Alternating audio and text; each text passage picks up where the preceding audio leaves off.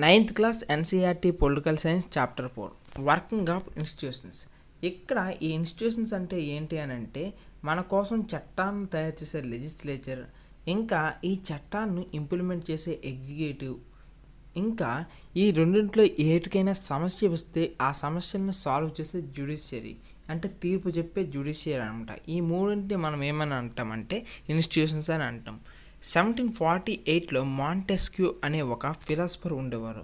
ఆయన తన spirit of loss అనే పుస్తకంలో సపరేషన్ ఆఫ్ పవర్స్ అనుకుని ఒక కాన్సెప్ట్ ఇంట్రడ్యూస్ చేశారు. ఎప్పుడైతే ఆ కాన్సెప్ట్ ఇంట్రడ్యూస్ చేశారో అప్పటి నుండి కూడాను ఒక కింగ్ దగ్గర ఉండే పవర్స్ అన్నీ కూడా ఇలా విభజించబడిపోయాయి అనమాట. ఇక్కడ ఒకసారి ఊహించుకున్నట్లయితే సౌదీ అరేబియాలో అక్కడ ఉండేది కింగ్షిప్ అనమాట. అక్కడ ఆ కింగ్ చేతిలోనే ఏం కనిపిస్తుంది అంటే మనకు ఆయనే అనమాట ఇక్కడ లెజిస్లేచర్, అంటే ఆయన చట్టాన్ని తయారు చేస్తాడు. ఇంకా చూసుకున్నట్లయితే వాటిని ఎగ్జిక్యూట్ కూడా ఆయనే చేస్తాడు. ఇంకా ఎవరికైనా సరే సమస్యను సాల్వ్ చేయాలంటే, అంటే ఎవరికైనా ప్రాబ్లమ్స్ వస్తే ఆయనే అనమాట ఆయన దగ్గర ఉన్న మంత్రుల యొక్క కౌన్సిల్తో, మినిస్టర్ కౌన్సిల్తో వాటిని జ్యుడిషియరీ కూడా ఆయన ఇప్పించేస్తాడు అనమాట. సో అక్కడ కింగ్షిప్లో మనకి ఈ మూడు కూడాను మనకు అనమాట ఆయన ఒక్కరి చేతిలోనే మనకు కనిపిస్తాయి. కానీ ఇక్కడ ఈ డెమోక్రటిక్ సెటప్లో కానీ ఇప్పుడు కానీ మ్యాక్సిమం చాలా కంట్రీస్లో చూసుకున్నట్లయితే ఈ పవర్స్ అన్నీ కూడాను వేరే వేరే వ్యక్తులకు అనమాట ఇలా సపరేట్ అయిపోయి ఈ కాన్సెప్ట్ అనేది దీన్ని ఏమంటామంటే మనం ఈ కాన్సెప్ట్ని theory of separation of powers అని అంటాం.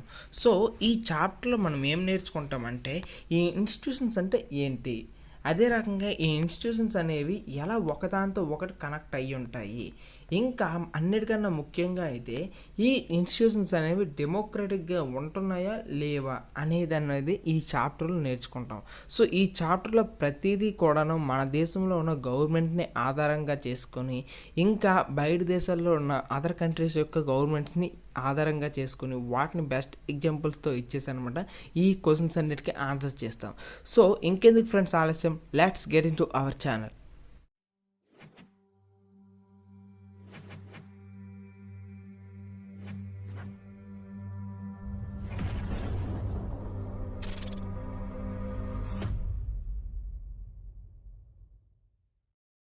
ఈ లెసన్కి సంబంధించిన నోట్స్ కావాలనుకుంటే కింద డిస్క్రిప్షన్లో లింక్ ఉంది. అదే రకంగా అన్ని లెసన్కి సంబంధించిన నోట్స్ కావాలనుకుంటే అభిజ్ఞ.com అని సెర్చ్ చేయండి.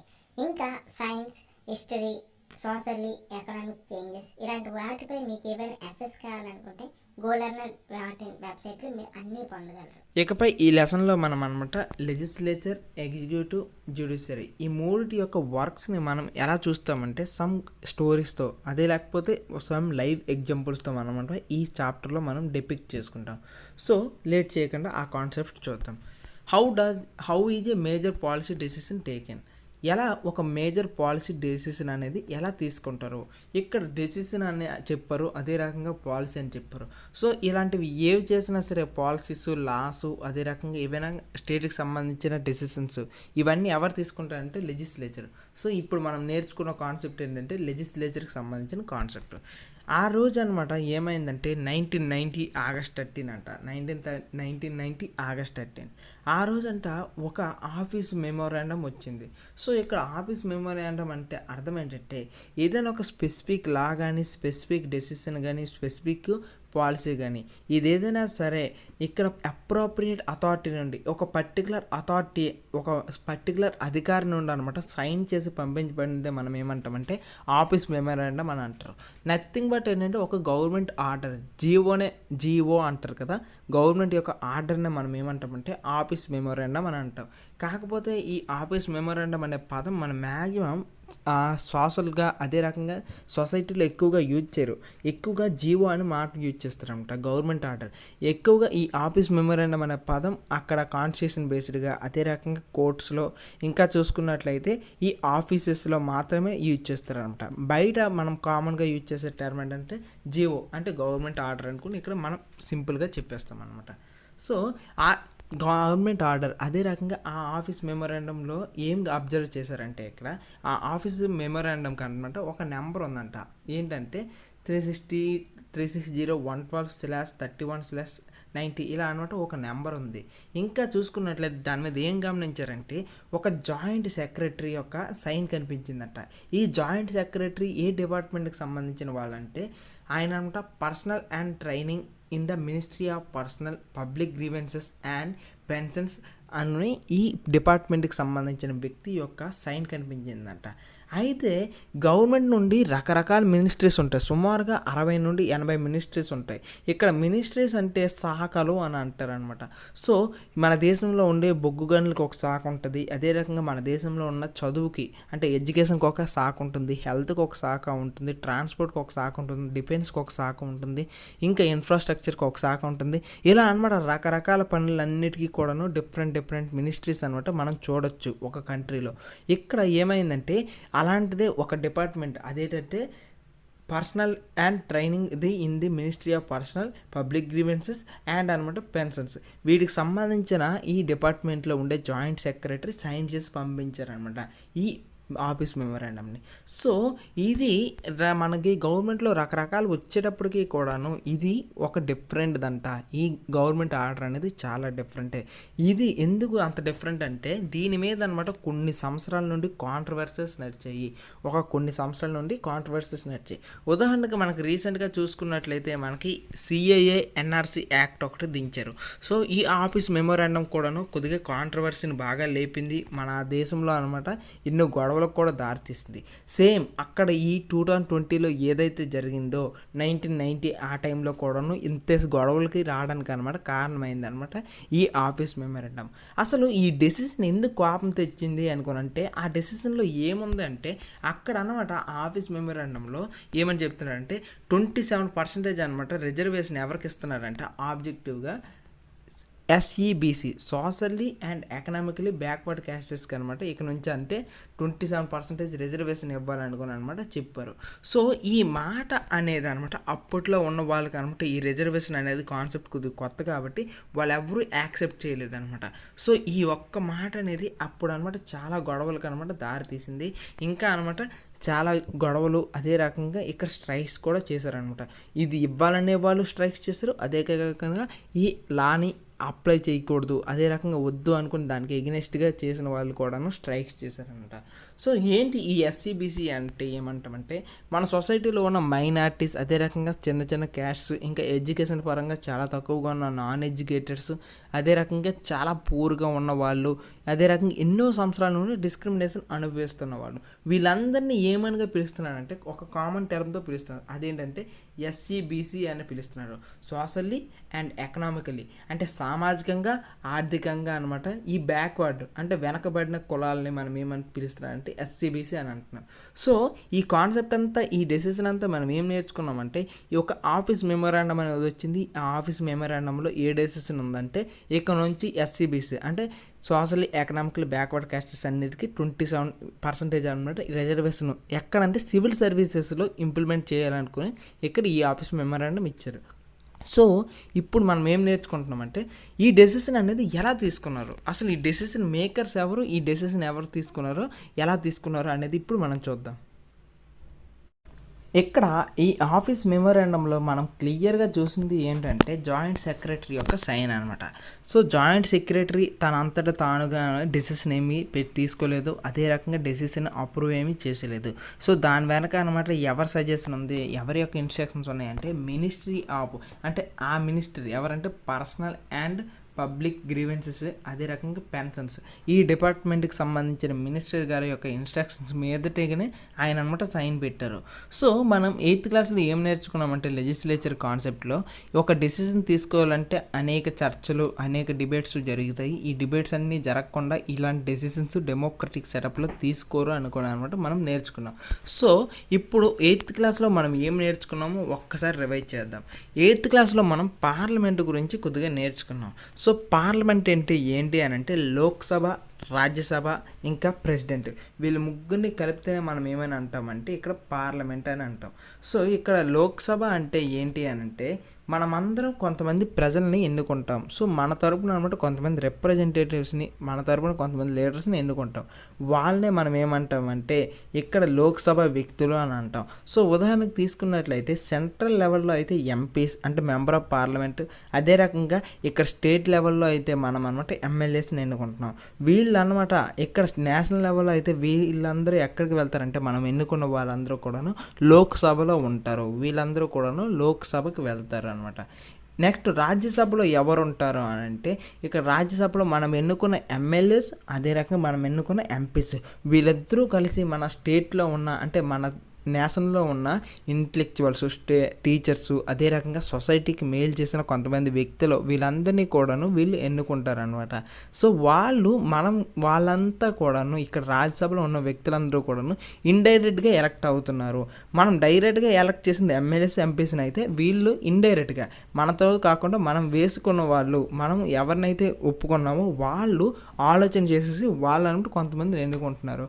వీళ్ళని ఇండైరెక్ట్ ఎలక్షన్ ద్వారా అనమాట ఇక్కడ రాజ్యసభలో అనమాట స్థానం పొందుతారు. ఇలా అనమాట. నెక్స్ట్ ఇక్కడ పార్లమెంట్ అంటే మనం ప్రెసిడెంట్ని కూడా ఇంక్లూడ్ చేసాకనే మనం పార్లమెంట్ అని అంటాం. ఎందుకు అంటామంటే ఎప్పుడైతే లోక్సభలో ఒక బిల్లు కానీ ఒక డెసిషన్ కానీ టేక్ ప్లేస్ ఎప్పుడైతే తీసుకుంటుందో అప్పుడు అనమాట లోక్సభ యాక్సెప్ట్ చేస్తే దాన్ని రాజ్యసభకు పంపిస్తారు. రాజ్యసభలో బిల్ యాక్సెప్ట్ అయిపోతే అక్కడతో అది ఇంప్లిమెంట్ కాదు. కాకపోతే అది ఇంప్లిమెంట్ అవ్వాలంటే అక్కడ మస్ట్ బి ఇక్కడ ప్రెసిడెంట్ గారి యొక్క సైన్ కావాలి. ఎప్పుడైతే ప్రెసిడెంట్ గారి యొక్క సైన్ వస్తుందో అప్పుడే అనమాట ఆ బిల్ అనమాట పవర్ వచ్చినట్టు, లేకపోతే ఆ బిల్లుకి ఎటువంటి పవర్స్ లేనట్టు. అదే రకంగా అదొక ఎనర్జీలెస్ బిల్ లాగా మనకు కనిపిస్తూ ఉంటుంది అనమాట. సో ఈ ముగ్గురు యొక్క పనులు మనకి ఒకే దాంట్లో కనిపిస్తున్నాయి ఈ డెసిషన్ మేకింగ్లో. కాబట్టి వీళ్ళు ముగ్గురిని కలిపి మనం పార్లమెంట్ అని అంటాం. సో ఇక్కడ ఈ పార్లమెంట్లో మనం ఇద్దరు గురించి మనం ముఖ్యంగా మాట్లాడచ్చు. ఒకరి గురించి ఎవరెవరు అంటే ఇక్కడ ప్రెసిడెంట్, అదే రకంగా ఇక్కడ మనకి ప్రైమ్ మినిస్టర్ అనమాట. వీళ్ళిద్దరి గురించి మనం మాట్లాడుకోవచ్చు. ముందుగా ప్రైమ్ మినిస్టర్ అంటే ఎవరో చూద్దాం. ఇక్కడ ఈ ప్రైమ్ మినిస్టర్ అంటే ఎవరు అంటే మనం ఎన్నుకున్న నాయకులు ఉంటారు కదా లోక్సభలో, వీళ్ళందరూ కూడాను వాళ్ళకి సంబంధించి అంటే గెలిచిన పార్టీ ఉంటుంది మెజార్టీ, అదే రకంగా మైనారిటీ. ఇక లోక్సభలో అనమాట మనకి రూలింగ్ పార్టీ ఉంటుంది, అదే రకంగా అపోజిషన్ పార్టీ కూడా ఉంటుంది.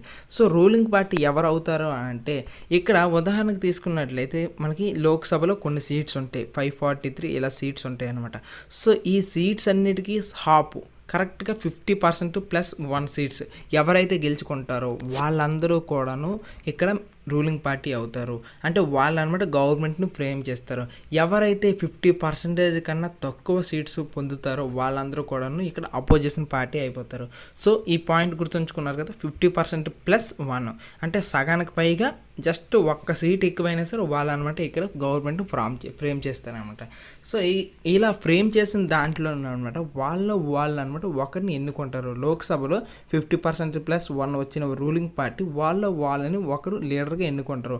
ఆయన ఏమవుతారంటే ఆయనే ప్రైమ్ మినిస్టర్ అవుతారంట. ఈయన దేనికి హెడ్ అంటే head of the government. So మన దేశంలో ఉన్న గవర్నమెంట్ అంతటికీ కూడాను హెడ్ ఎవరు అవుతారంటే ఇక్కడ ఈ ప్రైమ్ మినిస్టర్ గారే అనమాట హెడ్ అవుతారు. సో ఇక్కడ గవర్నమెంట్ అంటే ఏంటి అని అంటే డెఫినేషన్ ఓరియంటెడ్గా చూసుకున్నట్లయితే గవర్నమెంట్ అంటే ఏ సెటప్ ఆల్ ఇన్స్టిట్యూషన్స్. ఇక్కడ సెటప్ ఇన్స్టిట్యూషన్స్ అంటే మనం లెజిస్లేచర్, ఎగ్జిక్యూటివ్, జ్యుడిషియరీ ఈ మూడింటిని కలిపితేనే మనం ఇక్కడ గవర్నమెంట్ అని అంటాం. ఎలాగైతే పార్లమెంట్లో మనం లోక్సభ, రాజ్యసభ, ప్రెసిడెంట్ వీళ్ళు ముగ్గురిని కలిపితే పార్లమెంట్ అని అంటున్నాము, ఇక్కడ గవర్నమెంట్లో కూడా అంతే. ఇక్కడ లెజిస్లేచర్, ఎగ్జిక్యూటివ్, జ్యుడిషియరీ వీళ్ళు ముగ్గురిని కలిపితేనే మనం ఏమని అంటామంటే గవర్నమెంట్ అని అంటాం. సో ఈ గవర్నమెంట్ ఏం చేస్తుందంటే ఈ లాస్ని అనమాట ఇంప్లిమెంట్ చేస్తుంది. ఈ లాస్ని అనేది ఇక్కడ అనమాట ఎగ్జిస్టెన్స్లోకి తీసుకొస్తుంది. ఈ లాస్ని సూపర్వైజ్ చేస్తుంది. ఇంకా ఈ లాస్ అన్నిటిని కూడాను ఇంటర్ప్రిట్ చేస్తుంది. ఈ రాష్ట్రంలో ఉన్న ఆ దేశంలో ఉన్న సిటిజన్స్ అందరికీ అవసరం ఇదనమాట. లాస్ని ఇంప్లిమెంట్ చేసి అడ్వర్టైజ్ చేసి ఇంకా అనమాట వీటిని అనమాట సూపర్వైజ్ చేసి ఇంటర్ప్రిట్ కూడా చేస్తుంది. సో ఈ ప్రాసెస్ అంతా చేసేది ఇది ఏమంటామంటే మనం గవర్నమెంట్ అని అంటాం అనమాట. సో ఇక్కడ ప్రైమ్ మినిస్టర్ దేనికి హెడ్ అంటే గవర్నమెంట్కి హెడ్. Next president. ఇక్కడ ఈ ప్రెసిడెంట్ ఎవరికి దేనికి హెడ్ అంటే స్టేట్ అనమాట. ఇక్కడ ప్రెసిడెంట్ ఎవరికి హెడ్ స్టేట్. ఇక్కడ స్టేట్ అంటే ఏంటి అని అంటే ఒక లిమిటెడ్ ఏరియాలో, ఒక లిమిటెడ్ టెరిటరీలో అక్కడ కానీ కొంత ఫార్మ్ ఆఫ్ డెసిషన్స్ తీసుకునే గవర్నమెంట్ ఉండేసి అదే రకంగా ఫారెన్ డెసిషన్స్ని లేకపోతే ఇంటర్నల్ అఫైర్స్ గురించి ఆలోచించే గవర్నమెంట్ ఉంటే మనం ఆ ప్లేస్ని ఏమని అంటామంటే దాన్నే స్టేట్ అని అంటాం. ఇక్కడ మన ఇండియా స్టేట్ అవుతుందో లేదో చూద్దాం. మన ఇండియాలో అనమాట ఒక లిమిటెడ్ బౌండరీ ఉంది. సో ఈ లిమిటెడ్ బౌండరీలో అనమాట ఇక్కడ గవర్నమెంట్స్ ఉన్నాయి. ఈ గవర్నమెంట్స్ అనేవి డెసిషన్స్ అనమాట, టోటల్ అందరి యొక్క సిటిజన్స్ యొక్క డెసిషన్స్ అనమాట తీసుకుంటుంది. సో ఇది ఒక సిటీ, ఇది ఒక స్టేట్ అని అవుతుంది. సో ఇవన్నీ ఫుల్ఫిల్ చేస్తుంది కాబట్టి ఇది ఒక స్టేట్ అని అవుతుంది. అయితే ఈ స్టేట్ అంటే ఇంకో ఎగ్జాక్ట్ మీనింగ్ చెప్పాలంటే నేషన్, జాతి లేదా కింగ్డమ్ కూడా అనొచ్చు. సో పొలిటికల్ సైన్స్ టర్మ్లో ఇకపై నుంచి కూడాను మనం ఇక్కడ స్టేట్ అంటే అర్థం ఒక కింగ్డమ్ కానీ, ఒక కంట్రీ కానీ, ఒక నేషన్ కానీ మనం సింపుల్గా స్టేట్ అని అనేస్తాం అనమాట. సో ఇక్కడ మనకు ప్రెసిడెంట్కి అదే రకంగా ప్రైమ్ మినిస్టర్కి డిఫరెన్స్ అర్థమైంది కదా. ప్రెసిడెంట్ అనేవాడు స్టేట్కి హెడ్ అయితే ఇక్కడ ప్రైమ్ మినిస్టర్ అనేవారు అనమాట ఈ గవర్నమెంట్కి హెడ్. ఇది లెజిస్లేచర్లో మనం తెలుసుకోవాల్సిన ముఖ్యమైన కాన్సెప్ట్. నెక్స్ట్ మనం బిల్లోకి వెళ్ళిపోదాం. ఈ బిల్ అనేది ఎలా తీసుకున్నారు, ఈ డెసిషన్ అనేది ఎలా తీసుకున్నారు ఇక్కడ నుంచి మనకు క్లియర్గా కనిపిస్తుంది. సో ఈ ఆఫీస్ మెమోరాండం అనేది ఇక్కడ మనకు క్లియర్గా అర్థమైంది. లోక్సభ, రాజ్యసభ, అదే రకంగా ప్రెసిడెంట్ వీళ్ళు ముగ్గురు ఇన్వాల్వ్ అయ్యేసి ఈ బిల్ అనమాట తయారు చేశారు అనుకుని, ఇది ఒక కల్మినేషన్ ఆఫ్ లాంగ్ చైన్ అనుకుని మనకి దీన్ని బట్టి అర్థమవుతుంది. అంటే ఈ మూడు యొక్క కలగలిపే అనమాట మనకి ఇక్కడ ఈ డెసిషన్ అనేది అర్థమైంది అనమాట. నెక్స్ట్ చూసుకున్నట్లయితే ఈ డెసిషన్కి బ్యాక్గ్రౌండ్ వర్క్ ఏం జరిగింది అని అంటే 1979లో సెకండ్ బ్యాక్వర్డ్ క్లాసెస్ అని ఒక కమిషన్ వేశారు. సో ఈ కమిషన్కి హెడ్ ఎవరంటే బీపీ మండల్. సో ఈ కమిషన్ చాలా ఫేమస్ కమిషన్. సివిల్ సర్వీసెస్లో అయితే మనకనమాట ఈ కమిషన్ గురించి అప్పుడప్పుడు బిట్స్ కూడా కనిపిస్తూ ఉంటాయి. ఇంకా ప్రిలిమ్స్లో చూసుకున్నట్లయితే అప్పుడప్పుడు కూడా ఈ కమిషన్ మీద అనమాట మనకి బిట్స్ వచ్చే అవకాశాలు చాలా ఉన్నాయి. సో ఆ కమిషన్ పేరు ఏం పేరంటే మండల్ కమిషన్ అని చాలామంది కోట్ చేస్తూ ఉంటారు. సో బీపీ మండల్ కమిషన్ దేనికి హెడ్ అని అంటే, ఈ బీపీ మండల్ గారు అనమాట దేనికి హెడ్ అంటే సెకండ్ బ్యాక్వర్డ్ క్లాసెస్ కమిషన్ 1979 అనమాట. ఈ కమిషన్ గవర్నమెంట్ చేత ఈ పెట్టారు. గవర్నమెంట్ అనమాట ఈ కమిషన్ అనమాట ఫ్రేమ్ చేసింది, అపాయింట్ చేసింది. వీళ్ళు ఏం చెప్తారంటే ఈ అపాయింట్మెంట్ దేనికి ఎందుకు అపాయింట్ చేశారు అని అంటే అనమాట మన దేశంలో ఉన్న బ్యాక్వర్డ్ క్లాసెస్ ఉన్నారు కదా, సోషల్లీ, ఎకనామికలీ, ఎడ్యుకేషనల్లీ వీళ్ళందరూ కూడా బ్యాక్వర్డ్ క్లాసెస్ ఉన్నారు. వాళ్ళందరికీ కూడాను కొంత రిజర్వేషన్ ఇవ్వాలని అనుకుంటున్నారు. వాళ్ళ యొక్క అడ్వాన్స్మెంట్ గురించి, వాళ్ళ యొక్క ఎదుగుదల గురించి అనమాట ఇవో కొన్ని స్టెప్స్ తీసుకోవాలని అనుకుంటున్నారు. సో ఏ స్టెప్స్ అయితే బాగుంటుందో అనుకుని ఎటువంటి స్టెప్స్ తీసుకోవాలని ఇక్కడ గవర్నమెంట్ అనమాట ఈ కమిషన్ అపాయింట్ చేసింది. ఆ అపాయింట్ చేసిన తర్వాత ఈ కమిషన్ 1980లో ఒక రిపోర్ట్ ఇచ్చింది అనమాట. ఏమని చెప్పిందంటే తన డెసిషన్ ఇకపై నుంచి సివిల్ సర్వీసెస్లో ఈ సోషల్లీ, ఎడ్యుకేషనల్లీ బ్యాక్వర్డ్ క్లాసెస్ ఉంటారు కదా వీళ్ళందరికీ కూడాను 27% అనేది మీరు అనమాట ఏం చేయాలంటే ఇక్కడ వాళ్ళకి రిజర్వేషన్ ఇవ్వాలి అనుకుని ఈ మాట చెప్పారనమాట. సో ఆ మాట చెప్పినప్పటి నుండి కూడాను చాలా సంవత్సరాలు పట్టేసింది. లోక్సభలో పెడుతున్నారు, రకరకాల పార్టీస్ డిబేట్స్ అవుతున్నాయి, కానీ ఆ బిల్ అనమాట ఓడిపోతూ వస్తుంది అనమాట. కానీ జనతాదళ్ అనే ఒక పార్టీ ఉంది. ఈ పార్టీ ఎప్పుడంటే 1989 టైంలో అనమాట లోక్సభ ఎలక్షన్స్ జరిగాయి, అంటే ఎంపీ ఎలక్షన్స్ జరిగాయి. అప్పుడు ఈ జనతాదళ్ అనే పార్టీ ఏం చేసిందంటే తన మేనిఫెస్టోలో అనమాట పెట్టింది, ఇకపై కానీ మేము కానీ గెలిస్తే ఈ 27% రిజర్వేషన్ అనేది సోషల్లీ అండ్ ఎడ్యుకేషనల్లీ బ్యాక్వర్డ్ క్లాసెస్కి మేము ఇంప్లిమెంట్ చేస్తాం అనుకుని పెట్టారు. సో ఆ బిల్లు పెట్టాక అనమాట ఈ స్లోగన్తో అనమాట ఆ సంవత్సరం ఈ గవర్నమెంట్ ఎగ్జిస్టెన్స్లోకి వచ్చింది. సో అప్పుడు ఎవరు ఇక్కడ గవర్నమెంట్లో ప్రైమ్ మినిస్టర్ అయ్యారంటే విపి సింగ్ అనే వ్యక్తి అనమాట ఇక్కడ ఆయన ప్రైమ్ మినిస్టర్ అయ్యారు. సో ఇప్పుడు వాళ్ళు మేనిఫెస్టోలో చెప్పారు, ప్రైమ్ మినిస్టర్ అయ్యారు. నెక్స్ట్ అక్కడ నుండి ప్రాసెస్ ఏం జరిగిందంటే ఆ సంవత్సరం పార్లమెంట్ స్టార్ట్ అయింది. ఈ పార్లమెంట్కి ముందు రోజు ఎప్పుడైనా సరే ప్రెసిడెంట్ గారు వచ్చేసి అనమాట స్పీచ్ ఇస్తారు. అంటే ఈ స్టేట్ గురించి, అదే రకంగా ఈ గవర్నమెంట్ తీసుకోవాల్సిన డెసిషన్స్ గురించి, అదే రకంగా స్టేట్ యొక్క వెల్ఫేర్ గురించి వీటన్నిటిని ఆలోచనలో పెట్టుకుని అనమాట ముందు ప్రెసిడెంట్ యొక్క స్పీచ్తో ఎప్పుడైనా సరే పార్లమెంట్ స్టార్ట్ అవుతుంది. మీకు డిస్క్రిప్షన్లో ఒక లింక్ ఇస్తాను, అందులో ఒక మాక్ పార్లమెంట్ ఉంటుంది 30 minutes వీడియో. ఆ వీడియో కానీ చూస్తే మీకు మొత్తం అనమాట ఈ పార్లమెంట్స్ అనేవి ఎలా వర్క్ అవుతాయి అనేది ఒక ఐడియా అనేది ఫ్రేమ్ అయిపోతుంది అనమాట. సో ఆ వీడియో చూస్తే మీకు ఇంకా బాగా మీ నాలెడ్జ్ అనేది ఇంప్రూవ్ అవుతుంది అనుకొని నా హోప్. సో ఇక్కడ చూసుకున్నట్లయితే ముందు రోజు ప్రెసిడెంట్ గారు వచ్చారు, ప్రెసిడెంట్ గారు స్పీచ్ ఇచ్చారు. ప్రెసిడెంట్ గారు అనమాట స్పీచ్ ఇచ్చారు. ఆ స్పీచ్లో ఏమని చెప్పారంటే గవర్నమెంట్కి ఒక ఇంటెన్షన్ ఉంది, ఇలా రిజర్వేషన్స్ ఇస్తామని, సో వాటిని ఇంప్లిమెంట్ చేయాలి అనుకోని అనమాట. ఏమని చెప్పారంటే రికమెండ్ చేశారు. జస్ట్ ఈ మండల్ కమిషన్ యొక్క మాటల్ని మీరు ఇంప్లిమెంట్ చేయండి అనుకుని అనమాట. ఇలా ఇంప్లిమెంట్ చేస్తే మన దేశం ఇంకా అడ్వాన్స్ అవుతుంది అనుకుని ఒక జస్ట్ రికమెండేషన్ ఇచ్చారు. ఆ రోజు మళ్ళీ 6th ఆగస్ట్ 1990 అనమాట యూనియన్ క్యాబినెట్. ఇక్కడ క్యాబినెట్ అంటే అర్థం ఏంటంటే మొత్తం గెలిచిన లోక్సభ ఉంది కదా, ఈ లోక్సభలో గెలిచిన ఈ ఎంపీస్ అందరూ కూడాను ఇక్కడ అందరికీ సేమ్ పవర్స్ ఉండవు. వాళ్ళు అనమాట ఇక్కడ ముందుగా లీడర్ని ఎన్నుకుంటారు. ఎవరినంటే ప్రైమ్ మినిస్టర్ని కానీ ఎన్నుకుంటారు. సో వాళ్ళ లీడర్ ఇప్పుడు ప్రైమ్ మినిస్టర్ అయ్యారు. ఆయన ఏం చేస్తారంటే ఆయనకంటూ ఈ రకరకాల మినిస్ట్రీస్ ఉన్నాయి కదా, 60 to 80 మినిస్ట్రీస్, వీటందరికీ కూడాను ఎవరెవరు మినిస్టర్స్గా ఉండాలి, ఎవరెవరు వీటికి హెడ్గా ఉండాలి అనుకుని అనమాట ఆయన ఒక 30-40 మందిని అనమాట ఎన్నుకుంటారు. అలా ఆయన డిసిషన్స్ మీద ఆయన అనమాట ఒక క్యాబినెట్ని ఫామ్ చేస్తారు. ఇక్కడ క్యాబినెట్ అంటే నథింగ్ బట్ అనమాట ఆయన ఈ గెలిచిన వాళ్ళందరిలో కూడాను ఆయన కొంతమందిని ఎన్నుకొని అనమాట ఈ గెలిచిన పార్టీ నుండి కొంతమంది ఎన్నుకుంటారు. సో ఎన్నుకొని అనమాట వాళ్ళందరికీ మినిస్టర్స్ పదవి ఇస్తారనమాట. వీళ్ళందరూ ఇప్పుడు ఏమవుతారంటే క్యాబినెట్. సో ముందు పార్లమెంట్లో డిస్కస్ చేసే దానికన్నా ముందు అనమాట క్యాబినెట్ ముందు డిస్కస్ చేసుకుంటుంది. సో ఇలా డిస్కస్ చేసి తాళైతే ఏమైతే చెప్పాలనుకుంటున్నారో ఆ మాట అనమాట ముందుగానే క్యాబినెట్లో డిస్కషన్ చేసుకొని నెక్స్ట్ రోజు అనమాట పార్లమెంట్లో అనమాట ఇంప్లిమెంట్ చేస్తారు. సో ఇక్కడ కూడా అదే జరిగింది. 6th August 1990.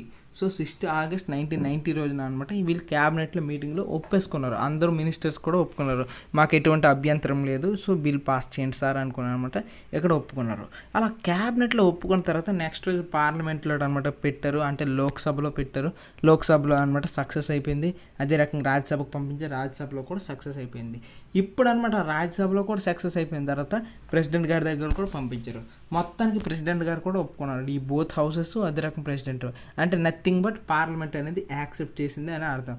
ఇప్పుడు పార్లమెంట్ యాక్సెప్ట్ చేసిన తర్వాత ఈ బిల్ అనేది ఎలా ఎగ్జిస్టెన్స్లోకి వచ్చిందంటే ముందుగా ఇక్కడ ఏమైందంటే జాయింట్ సెక్రటరీ గారి యొక్క సైన్ పెట్టాల్సి వచ్చింది అనమాట.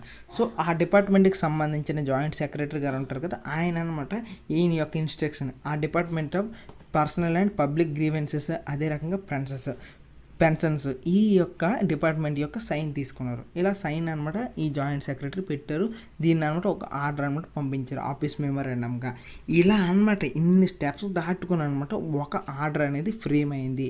ఎప్పుడో 1979లో అనమాట మండల్ కమిషన్ స్టార్ట్ చేస్తే ఇప్పుడు 1990కి అంటే 1990 August 13కి ఒక బిల్ అనేది వచ్చింది అనమాట. చక్కగా బిల్ అనేది పాస్ అయ్యి ఇంప్లిమెంట్ కూడా చేశారు.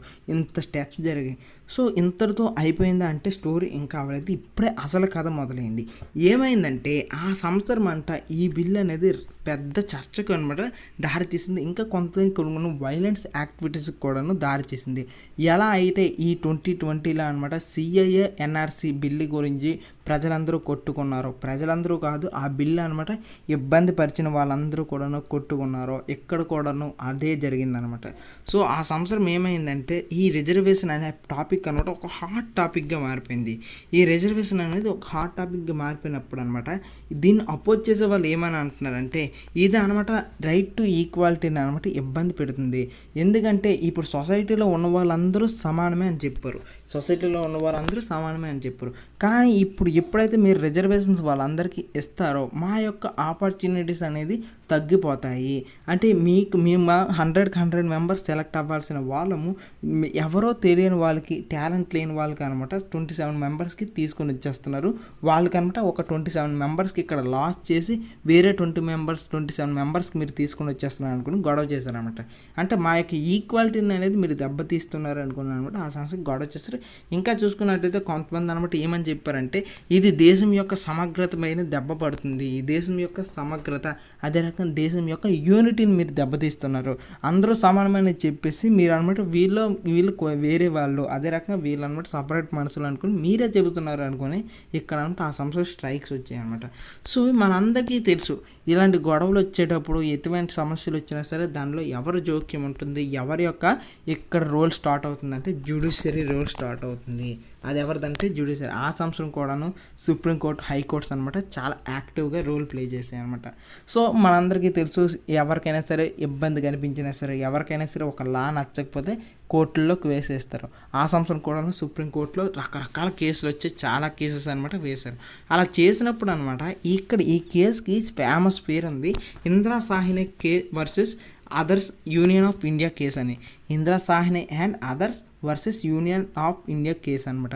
సో సుప్రీంకోర్టు ఇచ్చే ఫేమస్ కేసుల్లో చూసుకున్నట్లయితే ఇందిరా సాహ్ని కేసు కూడాను చాలా ఇంపార్టెంట్ కేసు. సో ఆ కేసు అనమాట మనం ఇక్కడ చదివేసుకుంటున్నాం.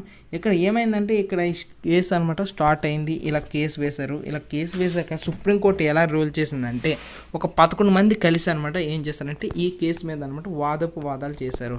ఇక్కడ 11 మంది ఎందుకు అని అంటే సుప్రీంకోర్టులో అనమాట బెంచెస్లో ఎలా ఉంటుందంటే ఎప్పుడైనా సరే ఆడ్ నెంబర్స్లో అనమాట అక్కడ సుప్రీంకోర్టు జస్టిసు అదే రకంగా మిగిలిన జస్టిస్లు అందరూ కూడాను కూర్చొని అనమాట ఆ బిల్లు పైన అనమాట చర్చిస్తారనమాట. ఉదాహరణకు తీసుకున్నట్లయితే మనం రీసెంట్గా బాబ్రీ మసీద్ అనమాట వాటికి సంబంధించి కూడాను ఒక 7 కూర్చొని అనమాట చేశారనమాట. దానికి సంబంధించిన డెసిషన్ తీసుకున్నారు. ఇక్కడ కూడాను ఈ డెసిషన్ ఎంతమంది తీసుకున్నారంటే 11 మంది తీసుకున్నారు అనమాట. సో ఇక్కడ మనకి డెసిషన్లు సుప్రీంకోర్టులో తీసుకున్నట్లయితే 3 మెంబర్స్ ఉంటారు, 5 మెంబర్స్ ఉంటారు, 7 మెంబర్స్ ఉంటారు, 9 మెంబర్స్ ఉంటారు, అదే రకంగా 11 మెంబర్స్. ఇలా చూసుకున్నట్లయితే మొత్తం 6 నెంబర్స్లోనే అనమాట వీళ్ళు డెసిషన్ మేకర్స్ మనకు కనిపిస్తూ ఉంటారు. ఒకవేళ ఈవెన్ మెంబర్స్లో ఉండుంటే ఇక్కడ ఈవెన్ మెంబర్స్లో ఉండుంటే ఇద్దరికి పెడితే మాత్రం ఒకరనమాట ఒక డెసిషన్ అనమాట సరిపోదు. నెక్స్ట్ చూసుకున్నట్లయితే 4 మెంబర్స్ పెట్టుకుంటాం. ఒక ఇద్దరు డెసిషన్స్ అదొక ఇంకొక ఇద్దరు డెసిషన్స్ అనమాట ఇద్దరివి సమానం అయిపోతాయి. ఒకవేళ కానీ ఆడ్ నెంబర్లో ఉండడం వల్ల ఏమవుతుందంటే ఇంకొకరి యొక్క డెసిషన్ అనమాట మెజారిటీగా కనిపిస్తుంది. ఆయన ఎవరి వైపు సపోర్ట్ చేస్తే ఆ డెసిషన్ అనేది మెజారిటీ అవుతుంది అనమాట. సో అందుకోసం అనమాట ఈ లాజిక్ని ఆలోచించి వాళ్ళు ఏం చేస్తారంటే ఎప్పుడు కూడాను ఆడ్ నెంబర్స్లో అనమాట వాళ్ళు అనమాట జడ్జెస్ని ఫ్రేమ్ చేసుకుంటారు. అదే రకంగా ఆ బెంచెస్లో అనమాట వాళ్ళు ఉండే జడ్జెస్ నెంబర్ అలా రెగ్యులేట్ చేస్తూ ఉంటారు అనమాట. సో ఇక్కడ కూడాను 11 మెంబర్స్ ఇంప్లిమెంట్ చేశారు. 11 మెంబర్స్ అనమాట ఆ కేసు గురించి ఆ బెంచ్లో అనమాట వాళ్ళ యొక్క ఫ్రేమ్ వర్క్ అదే రకంగా వాళ్ళ యొక్క ఇన్వాల్వ్మెంట్ పెట్టుకున్నారు. అప్పుడు వాళ్ళు ఏం చెప్పారంటే 1992లో అనమాట 1992లో ఈ సుప్రీంకోర్టు అనమాట ఏం చెప్పిందంటే మీరు చేసిన బిల్ అంతా బాగుంది, కాకపోతే మీరు కొద్దిగా మాడిఫై చేయాలి.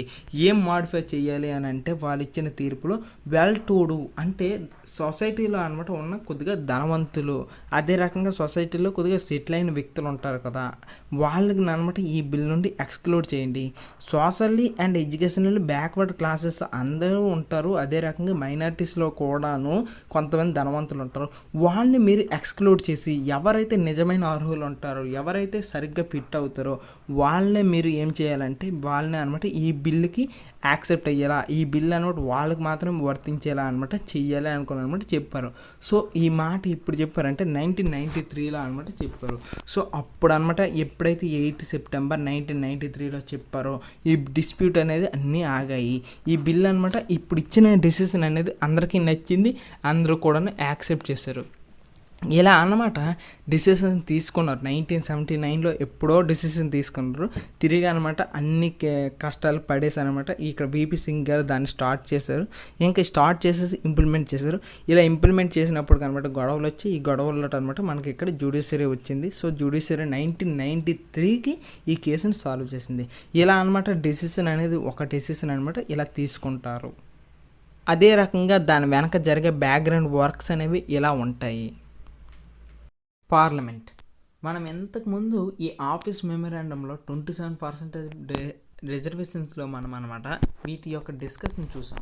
సో దీని యొక్క రోల్ చూసాం అనమాట, పార్లమెంట్ ఎలా యాక్ట్ చేసింది అనేది. సో ఒకసారి డీప్గా చూసుకున్నట్లయితే వాటి రోల్ ఎలా ఉందంటే మండల కమిషన్ అంటూ ముందుగా డిస్కస్ చేసింది 27% ఇవ్వాలి అనుకుని. దాని తర్వాత ఈ విషయాన్ని ఆలోచనలో పెట్టుకున్న వాళ్ళు ఏం చేశారంటే ఇక ప్రెసిడెంట్ గారు అనమాట పార్లమెంట్కి ముందు రోజు వచ్చేసి స్పీచ్ ఇచ్చారు. ఆ స్పీచ్లో కూడాను మెన్షన్ చేశారనమాట ఇలా ఈ ప్రభుత్వానికి అనమాట ఈ ఇంటెన్షన్ ఉంది అనుకుని. నెక్స్ట్ థర్డ్ స్టెప్లో చూసుకున్నట్లయితే ఇక్కడ ప్రైమ్ మినిస్టర్ అనమాట తన క్యాబినెట్ని ఒప్పించారు. అదే రకంగా ఇక్కడ ప్రైమ్ మినిస్టర్ లోక్సభలో కూడా ఆ బిల్ పాస్ చేయించారు. ఇలా ఇక్కడ మనకు 3 స్టెప్స్లోనూ క్లియర్గా చూసుకున్నట్లయితే పార్లమెంట్ రోల్ అనమాట క్లియర్గా కనిపిస్తుంది. అయితే ఈ డెసిషన్స్ అన్నీ కూడాను పార్లమెంట్లో డైరెక్ట్గా తీసుకున్నవి కాదు. ఇవన్నీ కూడాను ఈ పార్లమెంట్లో తీసుకున్న డిస్కషన్స్ అన్నీ కూడాను ఎలా ఉన్నాయంటే ఈ డెసిషన్స్ అన్నీ ఇన్ఫ్లుయెన్స్డ్గా కొన్ని రిపోర్ట్ని తీసుకొని ఆ రిపోర్ట్స్లో ఏదైతే వస్తుందో ఆ రిపోర్ట్స్ ప్రజలకైతే ఇంప్రూవ్మెంట్ అవుతుందో లేదో ఆ ప్రజలు అడ్వాన్స్మెంట్కి వాడుతున్నారో లేదో అనేది పాయింట్ని పట్టుకొని అనమాట వీళ్ళు ఏం చేస్తున్నారంటే ఆ రిపోర్ట్ని అనమాట ఇంప్లిమెంట్ చేస్తున్నారు, దాన్ని అనమాట ప్రపోజ్ చేస్తున్నారు. ఇక్కడ చూసుకున్నట్లయితే ఈ మండల్ కమిషన్ యొక్క రికమెండేషన్ డెసిషన్ బట్టి ఈ పార్లమెంట్ ఏం చేసిందంటే ఒక ఫెయిర్ డెసిషన్ అనేది తీసుకుందనమాట ఈ మండల్ కమిషన్ యొక్క రికమెండేషన్. సో ఇంత గ్రేట్ స్టెప్స్ అనమాట ఈ పార్లమెంట్ తీసుకుంటుంది. అయితే ఈ కథ ద్వారా మనం ఏం తెలుసుకున్నామంటే పార్లమెంట్ అనమాట ఏ డెసిషన్ తీసుకోవాలన్నా సరే కీ రోల్ ప్లే చేసేది ఏదంటే లెజిస్లేచర్ లేనిదే ఒక ఐడియా అనేది రాదు, ఐడియా అనేది ముందుకు వెళ్ళదు. సో ఇక్కడ ఇంత గ్రేట్ పొజిషన్ అనేది ప్లే చేస్తుంది ఎవరంటే ఇక్కడ parliament. So why do we need a parliament? ఇప్పుడు పార్లమెంట్ అనేది ఎందుకు కావాలి అనేది డీటెయిల్గా చూద్దాం. ముందుగా చూసుకున్నట్లయితే ఏమని చెప్తున్నారంటే ఇక్కడ మనం ఎన్నుకున్న ఎలక్టెడ్ రిప్రజెంటేటివ్స్ అందరూ ఉన్నారు కదా, వాళ్ళు అనమాట మనం ఇచ్చిన పవర్ అనమాట సుప్రీం పొలిటికల్ అథారిటీని ప్లే చేస్తారు. అదే రకంగా వీళ్ళనమాట ఈ సుప్రీం పొలిటికల్ అథారిటీ. ఇక్కడ పొలిటికల్గా అథారిటీ అధికారం ఎదురికైనా సుప్రీంగా ఉందంటే అది వీళ్ళకే అనమాట. ఈ పవర్ ఎవరికి ఇస్తున్నామంటే మనం ఎలక్ట్ చేసిన ఈ రిప్రజెంటేటివ్స్కే మనం అంటే పవర్స్ ఇస్తున్నాం. సో ఇండియాలో చూసుకున్నట్లయితే ఈ పవర్స్ అన్ని ఎవరికి వెళ్తున్నాయంటే నేషనల్ అసెంబ్లీలో ఉన్న ఎలక్టెడ్ రిప్రజెంటేటివ్స్కే వెళ్తున్నాయి. సో ఈ నేషనల్ అసెంబ్లీ ఈ ఎలక్టెడ్ రిప్రజెంటేటివ్స్ని మనం ఏమని అంటామంటే పార్లమెంట్ అని అంటాం. సో ఇక్కడ చూసుకున్నట్లయితే ఇక్కడ స్టేట్లో అయితే నేషనల్ సెంట్రల్ లెవెల్లో అయితే పార్లమెంట్ అని అంటున్నాం, కానీ స్టేట్ లెవెల్లో దీని పేరు వేరేలా ఉంది. అదే ఏంటంటే లెజిస్లేటివ్ అసెంబ్లీ లేకపోతే విధానసభ అని కూడా అనొచ్చు. ఇంకా కొంతమంది అయితే లెజిస్లేచర్ అని కూడా అంటారు. సో ఎన్ని నేమ్స్ డిఫరెంట్గా ఉన్నా సరే మనకి ఏమీ ప్రాబ్లం లేదు. డిఫరెంట్ కంట్రీస్లో అనమాట మనకి ఈ పేర్లు రకరకాలుగా మారిపోతాయి. ఇప్పుడు అమెరికా దేశంలో చూసుకున్నట్లయితే హౌస్ ఆఫ్ కామన్స్ అని ఇలా అనమాట అక్కడ లెజిస్లేచర్కి ప్లేయరు. సో ఏ కంట్రీలో చూసుకుంటే ఆ కంట్రీలో అనమాట వాళ్ళకి నచ్చిన పేరు పెట్టుకున్నారు లెజిస్లేచర్కి. కానీ లెజిస్లేచర్కి ఏ పేరు పెట్టుకున్నా సరే ఇక్కడ మాత్రం అది యొక్క యాక్టివిటీస్ దాని యొక్క ఫంక్షన్స్ అనేవి మారదు. సో ఫిజికల్ యాక్టివిటీ ఎలాగ ఉన్నా సరే దాని యొక్క ఇంటర్నల్ యాక్టివిటీ మాత్రం సేమ్గానే ఉంటుంది. అయితే సో ఇప్పుడు పార్లమెంట్ చేసే యాక్టివిటీస్ ఏంటి, పార్లమెంట్ యొక్క వర్క్స్ ఏంటి, why do we need a parliament అనేది ఇక్కడ క్లియర్గా కొన్ని 4 పాయింట్స్ ఇచ్చారు, అవి చూద్దాం.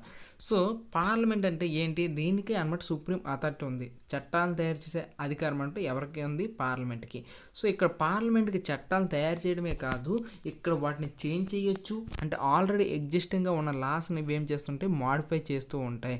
ఇంకా చూసుకున్నట్లయితే అనమాట ఇంకా పనికిరాని చట్టాలు అయితే ఏవైతే ఉన్నాయో వాటిని అబాలిష్ కూడా చేస్తూ ఉంటాయి. సో కొన్ని సందర్భాల్లో చూసుకున్నట్లయితే అబాలిషింగ్ ఎగ్జిస్టింగ్ లాస్ మనకి 370 ఉంది కాశ్మీర్కి సంబంధించి. ఆ లాన్ అనమాట వీళ్ళు అనమాట ఇప్పుడు 1947 ఆ టైంలో అనమాట కాశ్మీర్ని మనలో సంతకం చేసుకున్నప్పుడు ఆ లాన్ తీసుకుని వచ్చారు. కానీ ఇప్పుడు ఏం చేస్తారు, ఆ లాన్ అనమాట ఈ సంవత్సరం 2020లో అనమాట వాటిని అబాలిష్ చేశారు. సో ఇక్కడ అనమాట ఉన్న లాస్ని ఎగ్జిస్టింగ్గా ఉన్న లాస్ని అబాలిష్ చేస్తారు. అంటే ఆ లా అనేది అవసరం లేదు, వాళ్ళ యొక్క పవర్ అన్నట్టు ఇప్పుడు అవసరం లేదు అని అనుకుంటే వాళ్ళు వాటిని అబాలిష్ చేస్తారు. ఇంకా చూసుకున్నట్లయితే ఏవైనా చేంజెస్ కావాలంటే ఆ చేంజెస్ కూడా చేస్తారు. మనకు రీసెంట్గా అయితే నిర్భయ యాక్ట్ అనమాట కొద్దిగా చేంజెస్ కనిపించాయి. అదే రకంగా చూసుకున్నట్లయితే ఎన్విరాన్మెంటల్కి సంబంధించిన ఇష్యూస్ అనేవి రోజుకి చేంజ్ అవుతూ ఉంటాయి. సో ఆ చేంజెస్కి తగ్గట్టుగా ఈ యాక్ట్స్ని కూడాను వీళ్ళు అనమాట చేంజ్ చేస్తూ ఉంటారు అనమాట.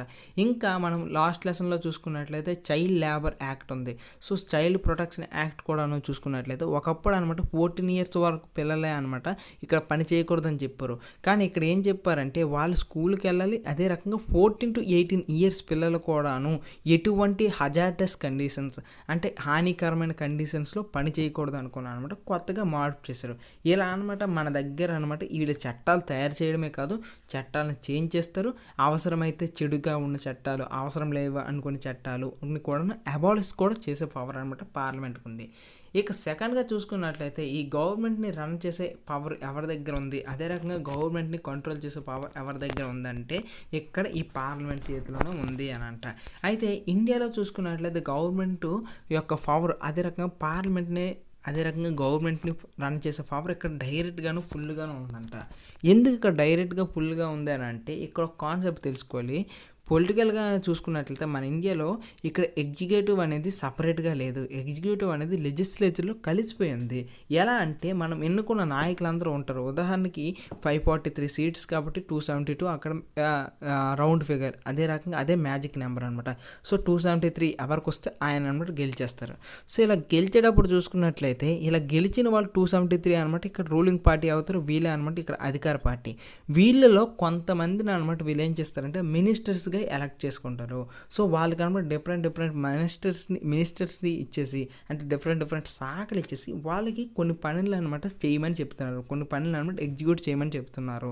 సో ఇక్కడ చూసుకున్నట్లయితే మన ఇండియాలో అనమాట లెజిస్లేచర్, పొలిటికల్, ఎగ్జిక్యూటివ్ అనమాట రెండు కలిసి ఉన్నాయి. కానీ అమెరికాలో తీసుకున్నట్లయితే లెజిస్లేచర్ అనేది సపరేట్గా వేరే బాడీ, అదే రకంగా ఇక్కడ మినిస్టర్స్, అదే రకంగా ఎగ్జిక్యూటివ్ అంతా ఉంటుంది కదా, ఇదంతా సపరేట్ బాడీ. అంటే చట్టాలు తయారు చేసే వాళ్ళు ఒకరు ఉంటారు, అదే రకంగా మినిస్టర్స్ ఈ చట్టాలను ఇంప్లిమెంట్ చేసే వాళ్ళు వేరేలా ఉంటారు. కానీ మన ఇండియాలో మాత్రం అలా లేదన్నమాట. సో అలా ఉండకపోవడం వల్ల ఏమవుతుందంటే ఇక్కడ వీళ్ళ చేతిలోనే రెండు పవర్స్ ఉన్నాయి కాబట్టి ఇక్కడ డైరెక్ట్ అండ్ ఫుల్ అని వచ్చింది. అందుకే ఈ పదం వాడారనమాట. సో మన ఇండియాలోని పార్లమెంట్ అనమాట మోర్ పవర్స్ కలిగి ఉంది, ఇంకా డైరెక్ట్గాను ఫుల్ పవర్స్ కలిగి ఉంది అనుకుని ఇక్కడ చెప్పారు. అండ్ థర్డ్ పాయింట్ చూసుకున్నట్లయితే మన ఇండియాకి సంబంధించిన బడ్జెట్కి సంబంధించి ప్రతి పేదవాడికి, అదే రకంగా ఉన్న ధనవంతుడికి, అదే రకంగా ప్రతి ఒక్క సిటిజన్స్కి మనీ మ్యాటర్స్ని డీల్ చేసేది ఎవరు అంటే ఈ పార్లమెంట్ అనమాట. సో ఈ పార్లమెంట్ ఏం చేస్తుంది, మన దేశానికి కావాల్సిన మనీని బడ్జెట్ రూపంలో అనమాట ఏప్రిల్ 1వ తేదీన ప్రవేశపెడుతుంది. ఇలా ప్రవేశపెట్టేసి అనమాట ఆ దేశానికి ఇంత బడ్జెట్ని కేటాయిస్తున్నాం, ఎడ్యుకేషన్కి ఎంతని, హెల్త్కి ఎంత అనుకుని, ఫిషరీస్కి ఎంత అనుకుని, అగ్రికల్చర్కి ఎంతని అలా అనుకుని రకరకాల బడ్జెట్స్ అన్నింటినీ కూడా తీసుకునే డిసిషన్ ఎవరికి ఉందంటే మనకి ఇక్కడ పార్లమెంట్కే ఉంది. రీసెంట్గా కరోనా టైంలో చూసుకున్నట్లయితే 20 lakh ప్యాకేజ్ ఇచ్చారు, 20 lakh crores అనమాట ప్యాకేజ్ ఇచ్చారు.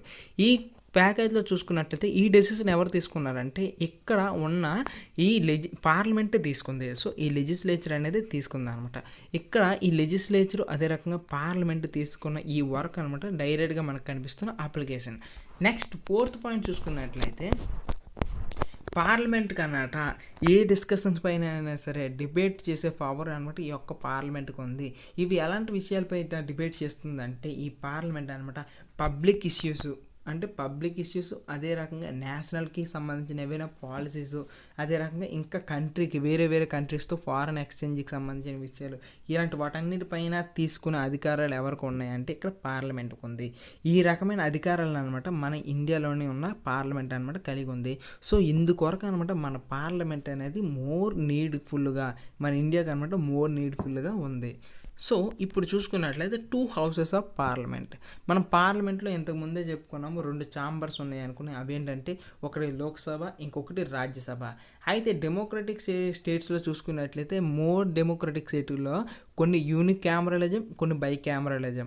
ఇక్కడ క్యామరలిజంలో చూసుకున్నట్లయితే యూని అంటే అర్థం సింగిల్ అని అర్థం, బై అంటే 2 అని అర్థం. చాలా వరకు కంట్రీస్లో అనమాట యూని క్యామరలిజమే ఉంది. ఈ ప్రపంచంలో తీసుకున్నట్లయితే సుమారుగా 80కి సంబంధించిన దేశాల వరకు చూసుకున్నట్లయితే అవి యూనిక్ క్యామరలిజమే ఉంది. కానీ చాలా తక్కువ దేశాలే అనమాట బై క్యామరలిజం ఉంది. సో ఇక్కడ బై క్యామరలిజం అని అంటే ఏంటి అని అంటే 2 సభలు ఉంటాయి. ఒకరనమాట ప్రజల చేత డైరెక్ట్గా ఎన్నుకోబడిన వ్యక్తులు, so they are directly elected by the people. So వాళ్ళకే అనమాట ఎక్కువ పవర్స్ ఉంటాయి, they have more powers behalf of the people. Next చూసుకున్నట్లయితే సెకండ్ ఎవరు ఉన్నారంటే ఇండైరెక్ట్గా ఎన్నుకున్న హౌస్ ఉంటుంది. సో ఇండైరెక్ట్గా ఎన్నుకున్న హౌస్ని మనం ఎక్కడ ఏమంటామంటే మన దేశంలో అయితే రాజ్యసభ అంటాం. వీళ్ళు అనమాట ఎలా ఎన్నుకోబడుతున్నారు ఆల్రెడీ చెప్పుకున్నాం, ఎంపీస్, ఎమ్మెల్యేస్. మనం ఎన్నుకున్న ఎంపీస్, ఎమ్మెల్యేస్ అనమాట వీళ్ళు ఎన్నుకుంటారు. వీళ్ళు అనమాట మన దేశంలో ఉన్న టీచర్స్, లెక్చరర్స్, ఇంకా కొంతమంది అనమాట ఇంటలెక్చువల్స్, వీళ్ళందరినీ కూడాను ఇక్కడ రాజ్యసభగా అనమాట తీసుకుంటారు. వీళ్ళు ఇండైరెక్ట్గా ఎన్నుకుంటారు అనమాట. సో ఇక్కడ మన దేశంలో వాటి యొక్క పేర్లు ఏంటున్నాయి అనేది ఇక్కడ చూసుకున్నట్లయితే మన దేశంలో ఉన్న రాజ్యసభకు మనం ఇచ్చిన పేరు ఏంటంటే council of states. Next Lok Sabha యొక్క పేరు ఏంటంటే హౌస్ ఆఫ్ ది పీపుల్. అదే రకంగా అమెరికాలో చూసుకున్నట్లయితే వీటి పేర్లు వేరేలా ఉంటాయి. బ్రిటన్లో అయితే House of Commons, House of Lords అనుకుని ఇలా అనమాట రకరకాల దేశాల్లో పేర్లు వేరైనా సరే ఇక్కడ సారం ఒకటే, వాటి యొక్క ఎసెన్స్ ఒకటే, వాటి యొక్క ఫిజికల్ యాక్టివిటీస్ ఒకటే. సో ఇక్కడ లాస్ అన్నిటినీ కూడా చేసేది ఎవరంటే ఈ రెండు హౌసెస్ అనమాట. ఈ లాస్ని తయారు చేస్తుంది, వాటిని అనమాట ఫోర్స్ఫుల్గా ఎగ్జిస్టెన్స్లోకి తీసుకుని వస్తుంది. సో ఇక్కడ లోక్సభ అదే రకంగా రాజ్యసభ గురించి 8th క్లాస్లో మనం ఏం నేర్చుకున్నామో ఒకసారి సింపుల్గా తెలుసుకుందాం. మొత్తం లోక్సభలో అయితే మొత్తం 543 మెంబర్స్ అనమాట మనం ఎన్నుకుంటాం. మన భారతదేశాన్ని 543 కాన్స్టిట్యున్సీస్గా మార్చుకున్నాం మనం కదా. ప్రతి కాన్స్టిట్యున్సీ నుండి ఒకరు అనమాట ఎన్నిక అవుతారు. ఆయన అనమాట ఎంపీ అవుతారు అనమాట, మెంబర్ ఆఫ్ పార్లమెంట్, అంటే సెంట్రల్ లెవెల్లో అయితే. సో ఈ 543 నుండి ఎలక్టెడ్గా ఉంటారు. అండ్ 2 అనమాట నామినేటెడ్ బై ప్రెసిడెంట్. సో వీళ్ళు అనమాట నామినేట్ అవుతారు. సెకండ్గా చూసుకున్నట్లయితే ఈ 2 మెంబర్స్ ఎవరంటే ఆంగ్లో ఇండియన్స్ ఉంటారు. సో ఈ 2 మెంబర్స్ ఆంగ్లో ఇండియన్స్. నెక్స్ట్ రాజ్యసభలో ఎంతమంది ఉంటారంటే 233 మెంబర్స్ అనమాట ఇండైరెక్ట్గా ఎలక్ట్ అవుతారు. సో మనం ఎన్నుకున్న ఎంపీస్, ఎమ్మెల్యేస్ వాళ్ళు డైరెక్ట్గా ఎన్నిక చేస్తారు. నెక్స్ట్ మిగిలిన 12 మెంబర్స్ ఉంటారు కదా, వీళ్ళని ఎవరు ఎన్నుకుంటారంటే ప్రెసిడెంట్ అనమాట తనకున్న అధికారాలతో ఇక్కడ లిటరేచర్, అదే రకంగా మన సొసైటీకి ఏవైనా మేలు చేసే క్రీడలు, అదే రకంగా ఇంకా చూసుకున్నట్లయితే సైంటిస్టులు, ఇలా అనమాట రకరకాల వ్యక్తులు అనమాట మన సొసైటీకి చేసిన మేలుని గుర్తించుకొని వాళ్ళని అనమాట ఇక్కడ రాజ్యసభలో అనమాట తనకున్న స్పెషల్ పవర్తో నామినేట్ చేస్తారు. ఎంతమంది అంటే 12 మెంబర్స్ అనమాట.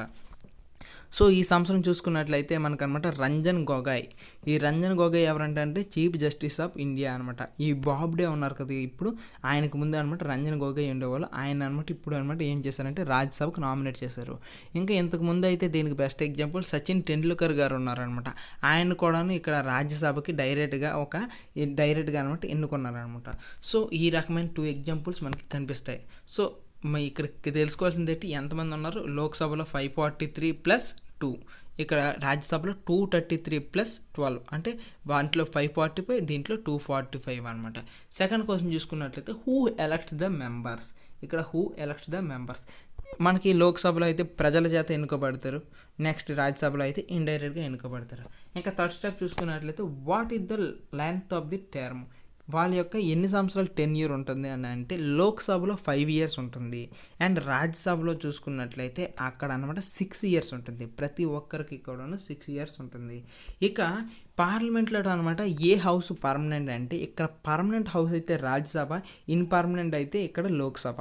ఇక్కడ ప్రతి 5 ఇయర్స్ అప్పుడు అనమాట ఏమవుతుందంటే ఇక్కడ ప్రతి ఒక్కరు కూడాను రాజీనామా చేయవలసి ఉంటుంది. ఇక్కడ వాళ్ళు అనమాట రాజీనామా చేస్తారు. ఒకవేళ కానీ వాళ్ళు గెలిస్తే రూలింగ్లో అలా ఉంటారు, కానీ ఓడిపోతే మాత్రం ప్రతి ఒక్కరు కూడా వెళ్ళిపోవాల్సి ఉంటుంది. రూలింగ్ పార్టీ అంతా రాజీనామా చేసేవాల్సి ఉంటుంది. ఇలాంటి సమయంలో లోక్సభ అనమాట ఇక్కడ నాన్ పర్మనెంట్గా మనకు కనిపిస్తుంది. కానీ రాజ్యసభ మాత్రం అలా కాదు. ఇక్కడ ఎప్పుడు చూసినా సరే మెంబర్స్ అనే వాళ్ళు ఉంటూనే ఉంటారనమాట. అయితే ప్రతి 2 ఇయర్స్కి ఏమవుతుందంటే 1/3 మెంబర్స్ అనమాట వాళ్ళ యొక్క 6 ఇయర్స్ టెన్యూర్ అయిపోయి వాళ్ళు రాజీనామా చేస్తూ ఉంటారు. అయితే ఇలా రాజీనామా చేసేటప్పుడు మిగిలిన 2/3 మెంబర్స్ ఆల్రెడీ వాళ్ళు స్టేగా అలాగే ఉంటారు. కాబట్టి ఇక్కడ అనమాట ఈ సభ అనేది పూర్తిగా పోవట్లేదు, జస్ట్ 1/3 పోతుంది. కాబట్టి ఈ రాజ్యసభను ఏమన్నామంటే పర్మనెంట్ సభ అని అన్నాం. సో పర్మనెంట్ కౌన్సిల్ అని అన్నాం ఇందుకొరకు అనమాట. ఇప్పుడు చూద్దాం, ఏం చూస్తామంటే ఇప్పుడు మనం రాజ్యసభని ఏమని అంటామంటే అప్పర్ ఛాంబర్ అని అంటాం. రాజ్యసభని అప్పర్ ఛాంబర్ అంటాం. అదే రకంగా లోక్సభని ఏమంటామంటే లోవర్ ఛాంబర్ అని అంటాం. ఇక్కడ అప్ అంటే హై పవర్స్ ఉంటాయని, లో ఉంటే లోవర్ పవర్స్ ఉంటాయని ఏమీ కాన్సెప్ట్ కాదు. మన కాన్స్టిట్యూషన్లో అలా టర్మ్ చేశారు, అలా కోట్ చేశారో కానీ నిజానికి మాత్రం లోక్సభకి హై పవర్స్ ఉంటాయంట. సో లోక్సభకి ఎలాగా వాటికి హై పవర్స్ ఉంటాయి అనేది ఇక్కడ కొన్ని 3 పాయింట్స్ ఇచ్చారు. ఆ 3 పాయింట్స్ మనం చూద్దాం. ముందుగా చూసుకున్నట్లయితే అనమాట లోక్సభలోటి ఏదైనా ఒక డెసిషన్ తీసుకోవాలన్నా, ఏదైనా ఒక డెసిషన్ తీసుకున్నప్పుడు ఏమవుతుందంటే అక్కడ డెసిషన్లో అనమాట వాళ్ళిద్దరికి కాంట్రవర్సీస్ వస్తాయి. ఉదాహరణకి లోక్సభలో యాక్సెప్ట్ చేస్తారు బిల్లు, కానీ రాజ్యసభకు వచ్చేటప్పుడు అనమాట దాన్ని యాక్సెప్ట్ చేయరు. వాళ్ళనమాట తిరిగి పంపించేస్తారు. ఈ బిల్ మాకు నచ్చలేదు అనుకుని చెప్పేసి ఆ బిల్ని ఆపేస్తూ ఉంటారు. ఇలా ఆపేసేటప్పుడు మనకి ఏమనిపిస్తుంది అయితే ఇలా ఎప్పటికీ బిల్ తేలినప్పుడు అనమాట వాళ్ళిద్దరూ కలిసి అనమాట ఒక జాయింట్గా ఒక కమిషన్కి వస్తారు. సో వాళ్ళనమాట ఇద్దరు జాయింట్గా వచ్చేసి ఇక్కడ జాయింట్ సెషన్ పెట్టుకుంటారు. ఇలా పెట్టుకునేటప్పుడు వీళ్ళిద్దరిలో ఇప్పుడు ఎవరు ఎక్కువ మెజారిటీగా ఉన్నారంటే ఆ సెషన్లో లోక్సభ వాళ్ళు ఎక్కువ మంది ఉంటారు కాబట్టి వాళ్ళు అనమాట ఎక్కువ మంది వస్తారు. అదే రకంగా రాజ్యసభ వాళ్ళు కొద్దిగా తక్కువ మంది వస్తారు కాబట్టి వాళ్ళు అనమాట తక్కువ మంది ఉంటారు. సో ఈ సెషన్లో కూడాను ఒక 20 మంది ఇలా కూర్చొని అనమాట సెషన్ చేసుకుంటారు. ఇలా చేసేటప్పుడు కూడాను ఏమవుతుందంటే ఎవరికైతే ఎక్కువ మెజారిటీ వస్తుందో, ఏ టైం అప్పుడైతే ఆ బిల్లు నచ్చేసి ఎక్కువ మంది మెజారిటీ యాక్సెప్ట్ చేస్తారో అప్పుడే అనమాట ఇక్కడ ఆ బిల్లు ముందుకు వెళ్తుంది. సో మెజారిటీ యాక్సెప్ట్ చేస్తేనే ఆ బిల్లు ముందుకు పోతుంది. కానీ ఆబ్వియస్గా ఏం చేస్తారు, లోక్సభ వాళ్ళు డెఫినెట్లీ ఏం చేస్తారంటే లోక్సభ వాళ్ళకి యాక్సెప్ట్ చేసేలా చూస్తారు, అంతేగాని రాజ్యసభకి యాక్సెప్ట్ అయ్యేలా చూడరు అనమాట. సో లోక్సభ వాళ్ళు మెజార్టీగా ఉంటారు కాబట్టి బిల్ ఆటోమేటిక్గా పాస్ అయిపోయే వెసులుబాటు అనమాట లోక్సభకి ఉంటుంది ఆ సెషన్లో కూడాను. సో ఈ రకంగా అనమాట లోక్సభ అనమాట హై పవర్గా ఉంది మొదటిది. ఇంకా సెకండ్ రీజన్ చూసుకున్నట్లయితే అనమాట రాజ్యసభకి కేవలం ఏదైనా ఒక బిల్లుని ఆపాలి అని అనుకుంటే, ఉదాహరణకి ఏదైనా ఒక బిల్లు వాళ్ళకి నచ్చకుండా ఈ బిల్లుని పాస్ చేయకుండా ఉండాలంటే వాళ్ళకి ఉండే టైం అనమాట జస్ట్ 14 days వాళ్ళు ఆపగలరు. ఆపేసి అనమాట కొన్ని చేంజెస్ చెయ్యండి అనుకొని చెప్పగలరు, అంతేగాని ఆ బిల్ అనమాట మేము యాక్సెప్ట్ చేయము అనుకుని మాత్రం అది కుదరదు అంట. కేవలం 14 days అనమాట వాళ్ళు అనమాట ఆ బిల్ని ఆపగలరు. నెక్స్ట్ థర్డ్ స్టెప్లో చూసుకున్నట్లయితే మనీకి సంబంధించి మ్యాటర్స్ అన్నీ ఎవరు తీసుకుంటారంటే ఇక్కడ లోక్సభే తీసుకుంటుంది, అంతేగాని ఈ లోక్సభలో అనమాట ఈ రాజ్యసభ అనేది మనీ మ్యాటర్స్లో అసలు తలదూర్చదు. సో ఇక్కడ లోక్సభకు అనమాట మోర్ పవర్ ఉంది మనీ మ్యాటర్స్లో. ఇంకా అన్నిటికన్నా ఫిఫ్త్ మ్యాటర్ చూసుకున్నట్లయితే మనకి ఏం కనిపిస్తుందంటే, అండ్ ఫోర్త్ మ్యాటర్లో ఎప్పుడైనా సరే ప్రైమ్ మినిస్టర్ ఆ దేశానికి కావాల్సిన గవర్నమెంట్ ఉంటుంది కదా, ఆ గవర్నమెంట్కి ఎవరు హెడ్ అంటే మనకి ప్రైమ్ మినిస్టర్ అనమాట. సో ఇక్కడ ప్రైమ్ మినిస్టర్ని తొలగించే పవర్ ఎవరికి ఉందంటే లోక్సభకి ఉంది, కానీ ఇక్కడ రాజ్యసభకి లేదు అనుకుని చెబుతున్నారు. సో ఎప్పుడైనా ప్రైమ్ మినిస్టర్ చేసిన తప్పులు ఏవైనా కనిపిస్తూ ఉంటే వాళ్ళని అనమాట ప్రైమ్ మినిస్టర్ని పదవి నుండి తొలగించాలి అని అనుకుంటే ఆ పవర్ ఎవరికి ఉందంటే లోక్సభకి ఉంది, కానీ రాజ్యసభకి లేదు అనుకుంటున్నారు. ఎందుకు ఇక్కడ లోక్సభకే ఉంది అని అంటే ఇక్కడ మనం నో కాన్ఫిడెన్స్ గురించి తెలుసుకోవాలి. అవిశ్వాస తీర్మానం అని తెలుగులో అంటారు. ఇక్కడ తీర్మానం అంటే ఏంటి అని అంటే అవిశ్వాస తీర్మానం అంటే మనకి ఒక ప్రైమ్ మినిస్టర్ అదే రకంగా ఒక ప్రధానమంత్రి అవ్వాలంటే ఏమవుతుంది, ఆయన అనమాట 50% ప్లస్ 1 seat అనమాట తన దగ్గర ఉందని చెప్పేసి ఆ 50% ప్లస్ 1 members అందరూ కూడాను ఆయనకి సపోర్ట్ చేసి ఆయన లీడర్కి ఎన్నుకున్నారని అంటే అప్పుడే అనమాట ప్రెసిడెంట్ గారు ఆయన అనమాట ఇక్కడ ప్రైమ్ మినిస్టర్గా ఎలక్ట్ చేస్తారు. అంతవరకు కూడాను ఆయన దగ్గర 50% ప్లస్ 1 seat లేకపోయి ఇంకా వాడిని అనమాట లీడర్గా ఒప్పుకోపోయినంత వరకు అనమాట ఆయన ప్రైమ్ మినిస్టర్ కారు. సో కొన్ని సందర్భాల్లో ఏమవుతుందంటే ప్రైమ్ మినిస్టర్ చేసే డెసిషన్స్ చాలామందికి నచ్చదు.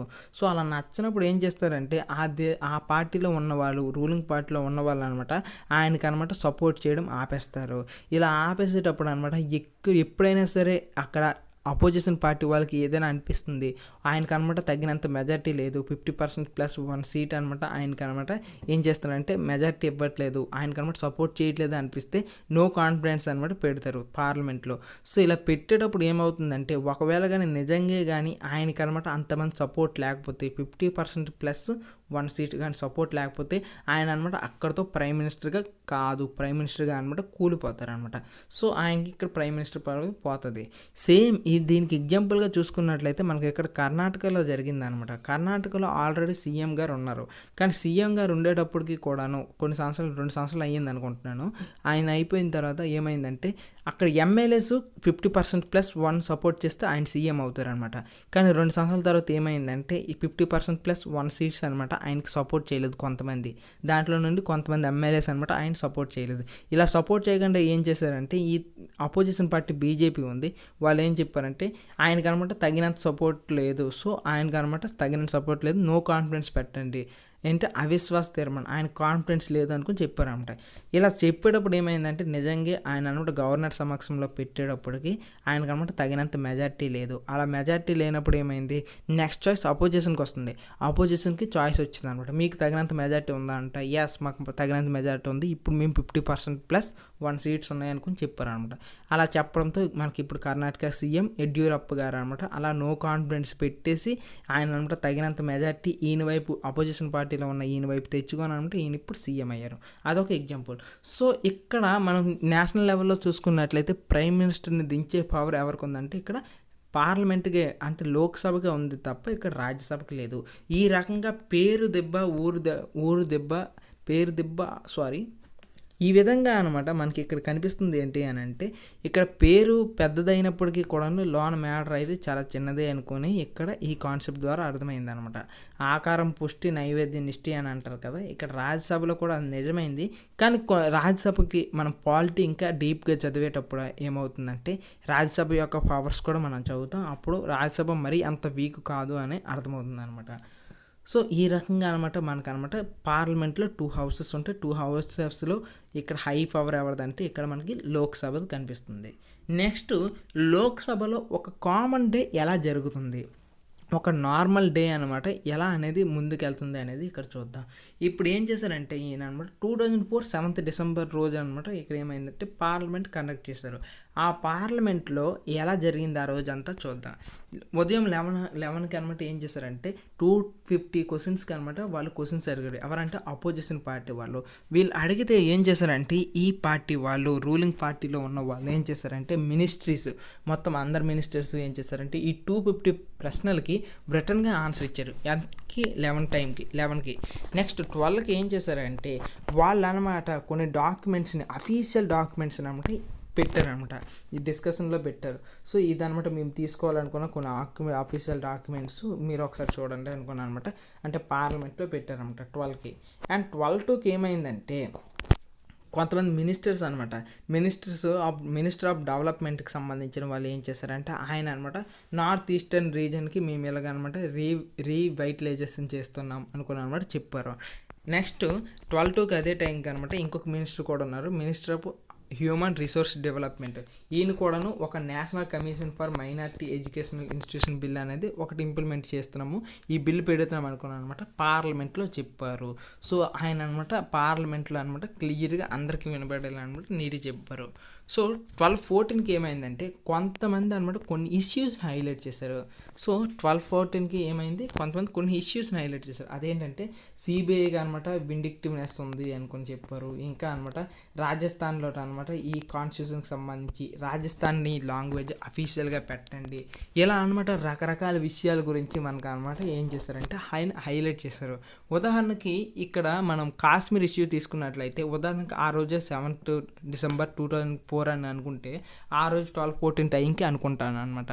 సో అమిత్ షా గారు ఏం చేశారు, ఆయన ఏం చేశారంటే ఆయన కాశ్మీర్లో ఈ సమస్య ఉంది, ఈ కాశ్మీర్ సమస్య గురించి మేము హైలైట్ చేస్తాం అనుకున్నాను అనమాట, హైలైట్ చేస్తారు.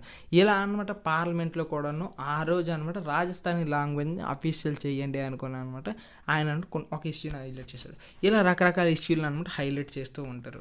సో 226కి ఏమైందంటే 2 బిల్స్ని అనమాట ఈ పార్టీ అనమాట ప్రపోజ్ చేసింది. ఏమని చెప్పింది రూలింగ్ పార్టీ, మేము ఈ 2 బిల్స్ని పెట్టాలని అనుకుంటున్నాము, సో ఈ బిల్ని అనమాట పాస్ చేయాలని అనుకుంటున్నాం అనుకుని చెప్పారనమాట. సో అప్పుడు అనమాట ఆ బిల్లుకి నిజంగా మెజారిటీ వచ్చింది, అందరూ కూడా యాక్సెప్ట్ చేశారు. మెజారిటీ పీపుల్ ఆ బిల్ని అనమాట దానిపైన డిబేట్ చేసి యాక్సెస్ చేయడం వల్ల ఆ బిల్ అనేది ప్రపోజ్ అయిపోయింది. నెక్స్ట్ చూసుకున్నట్లయితే లాస్ట్గా 4కి ఏమైందంటే ఈసారి అనమాట పెద్ద డిబేట్ జరిగిందంట. ఒక టాపిక్ తీసుకున్నారు, ఆ టాపిక్ మీద ఏంటంటే ఫారెన్ పాలసీ ఆఫ్ ది గవర్నమెంట్కి సంబంధించిన వేరే దేశాలతో అనమాట డిప్లొమసీ ఎలా ఉండాలి, అదే రకంగా ఫారెన్ పాలసీ ఎలా ఉండాలి అనుకుని అనమాట ఏం చేశారంటే ఇక్కడ అనమాట డిస్కషన్స్ పెట్టారు. ఒక 4కి అనమాట డిస్కషన్ స్టార్ట్ అయింది, ఒక బిగ్ డిబేట్. అండ్ లాస్ట్గా 7కి ఏమైందంటే ఈ మొత్తం డిస్కషన్స్ అంతా రోజంతా కావాల్సిన డిస్కషన్స్ అంతా అయిపోయి ఆ రోజుకి అనమాట లోక్సభ అనమాట కంప్లీట్గా అయిపోయింది.